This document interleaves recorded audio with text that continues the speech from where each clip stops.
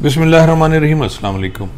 अच्छा नाजरीन, जब मौजूदा आईजी साहब की पोस्टिंग हुई बतौर इंस्पेक्टर जनरल ऑफ पुलिस की मैं बात कर रहा हूँ पंजाब की, उस्मान साहब की, तो मेरे जहन में यही था कि जी इनकी पोस्टिंग जो हुई है खालिसतन सियासी हुई है, क्योंकि जितनी भी पोस्टिंग्स हुई हैं अब तक पंजाब में उसके बारे में बीइंग ए पुलिस ऑफिसर मुझे अंदाज़ा है कि ये पोस्टिंग कैसे और क्यों हुई।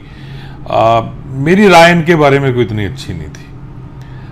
बहुत से अच्छे आईजीज़ जो मेरी ज़िंदगी में गुजरे और बहुत तगड़े अफसर थे, ऑनेस्ट भी बहुत ज़्यादा थे, लेकिन जब वो आईजी बने तो फिर उनकी तरजीहात चेंज हो गई। मैं अब नाम लेना शुरू कर दूं तो बहुत से आईजी साहबान हैं जिन्होंने सियासी खिदमत की,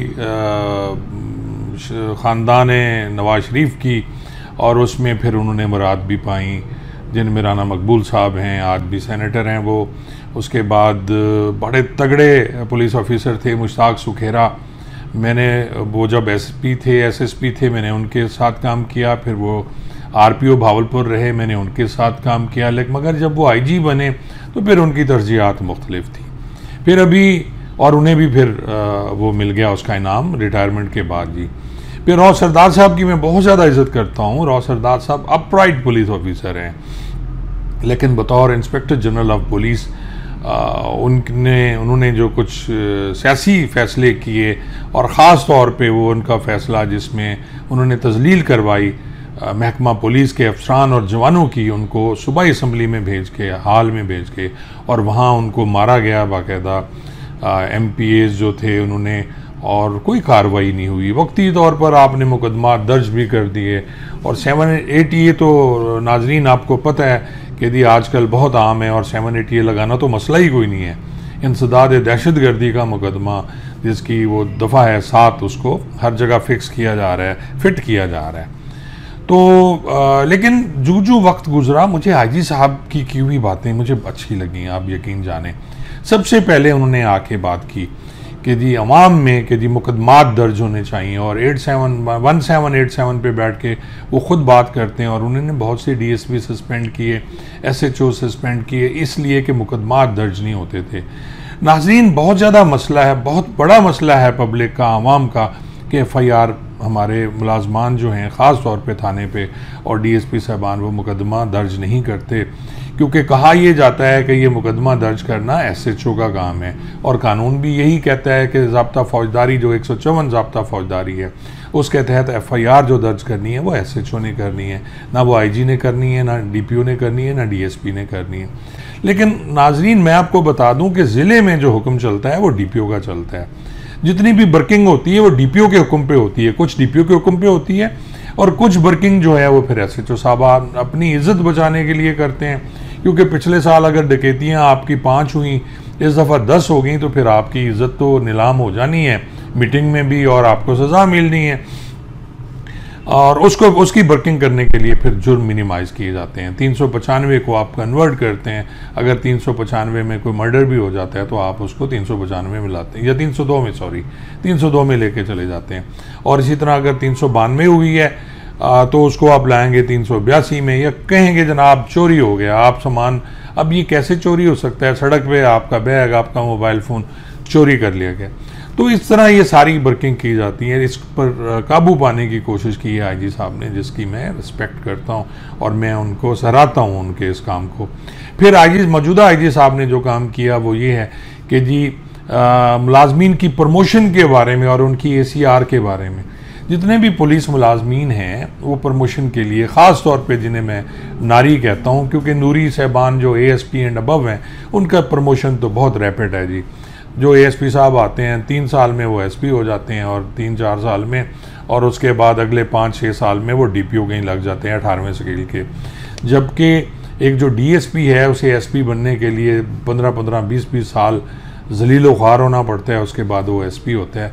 इसी तरह मुझे बहुत ज़्यादा कंप्लेंट और मुझे मैसेजेस आते हैं कि जो हमारे यंगस्टर हैं पुलिस अफसरान, 2009 का बैच अभी तक उसी तरह मौजूद है, यानी 2009 बतौर ASI वो आए और आज तक वो ASI हैं, और 2023 हो गया 14 साल से बंदा जब एक ही रैंक पे काम करेगा तो फिर उसने क्या काम करना है। और आप ये देखें कि 14 साल उसी रैंक पे बतौर असिस्टेंट सब इंस्पेक्टर काम करना, और फिर बदकिस्मती हमारी ये कि भर्तियां हमने शुरू कर दी, बतौर सब इंस्पेक्टर डायरेक्ट भर्ती शुरू हो गई। 93, 95, 98 की जो डायरेक्ट इंस्पेक्टर की भर्ती थी उन्होंने डैमेज किया जो असिस्टेंट सब इंस्पेक्टर आते थे, प्रोबेशनर्स कहलाते थे 80, 81, 82, 85 में, 87, 88 में, फिर 93 में डायरेक्ट इंस्पेक्टर्स लाए गए इसलिए कि जी पंजाब के वो होंगे।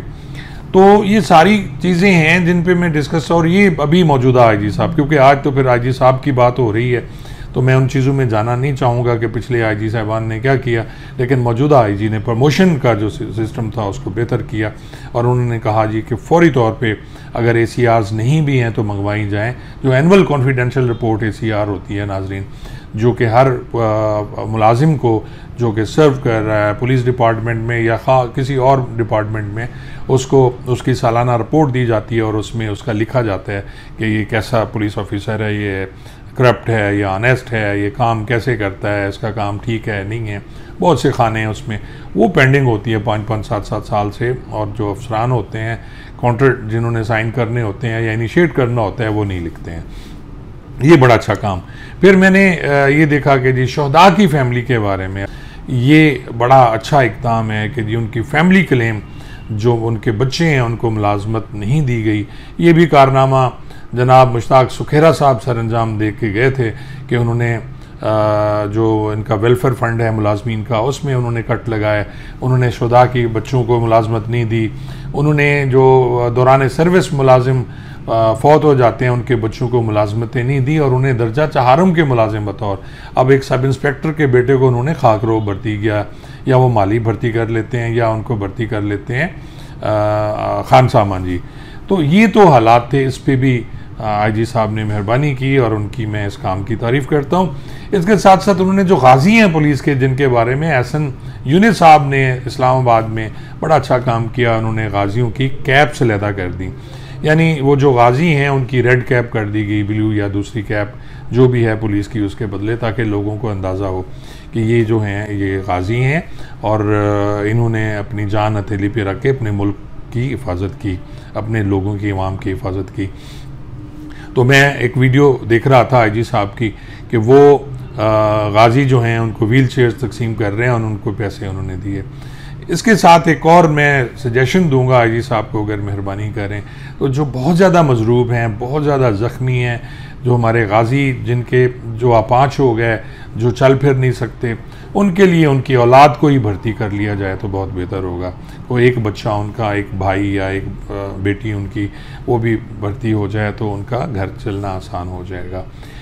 मैं अक्सर कोई तारीफ़ें कम ही करता हूँ इन साहबान की, लेकिन मौजूदा आईजी साहब जिस तरह काम कर रहे हैं वो बहुत अच्छा काम है। लेकिन इसमें एक मैं याद आईजी साहब से एक और रिक्वेस्ट भी करूँगा कि खुदारा आप अपने मुलाजमीन को सज़ा दें, उनकी तजलील ना करें। पिछले दिनों ये 2 दिन पहले एक ऑडियो वायरल हुई जिसमें कि मुल्तान के एक DSP साहब हैं, उनको खूब लताड़ा है आईजी साहब ने। वो ये काम किसी और तरीके से भी कर सकते हैं, और ख़ास तौर पे मुद्दई को लाइन पे बिठा के फिर इस तरह के लेजे में बात करना किसी भी सीनियर अफसर से जो उनका महतात है, ये बेहतर नहीं है। आप सज़ा दें उसको, अगर कोई गलती करता है, कोई बर्किंग करता है, पर्चा नहीं देता, उसको सज़ा दें जी, आप डिसमिस करें, सस्पेंड करें, लेकिन इस तरह लोगों के सामने बिठा के उनकी जो तजलील है वो सही नहीं है। तो इस बात का आपसे थोड़ा सा मुझे इख्तलाफ ज़रूर है। अगर मेरी ये वीडियो अब तक पहुँचे तो आपकी जहाँ अप्रिसिएशन बनती है मैं हमेशा करता हूँ जो अच्छा काम कर रहा है। और एक बात और कि जिस स्पीड से आप काम कर रहे हैं माशाल्लाह बहुत अच्छा काम है, लेकिन आपकी फोर्स जो है उस स्पीड से आपके साथ नहीं चल पा रही। तो ज़ाहिर है हर आईजी की अपनी स्टाइल होती है, हर आईजी का अपना तरीक़ाकार होता है अपने जवानों से और अपने अफसरान से काम लेने का। तो आपकी स्पीड क्योंकि तेज़ है इसलिए बाकी जो मुझे लग रहा है कि मुलाजमीन आपकी उस स्पीड के साथ नहीं चल पा रहे, तो अल्लाह बेहतर करेगा और पंजाब में अमन व अमान होगा। मुझे लगता है और मेरा दिल कर रहा है कि आपको रहना चाहिए बतौर आईजी, लेकिन देखें निगरान सेटअप के बाद कौन कहाँ जाता है इसका तो पता ही नहीं है। क्योंकि पहले ये होता था कि शायद SHO को नहीं पता होता था कि जी उसकी पोस्टिंग अगले दिन कहाँ होनी है, लेकिन अब आईजी को भी नहीं पता और आरपीओज़ और डीपीओज़ को भी नहीं पता कि उनकी अगली पोस्टिंग कितनी जल्दी तब्दील होनी है, क्योंकि हमारा महकमा पुलिस जो है वो खालिसतन सियासी अखाड़ा बन गया है और उसमें अब अफसरान पहचाने जाते हैं जी कि ये नून लीग के हैं, ये पीटीआई के हैं, ये पीपल्स पार्टी के हैं, ये फलाने का बच्चा है, ये फलाने का बच्चा है। तो बच्चे ना बने, आप अपने महकमे के वफादार बने। बहुत बहुत शुक्रिया जी।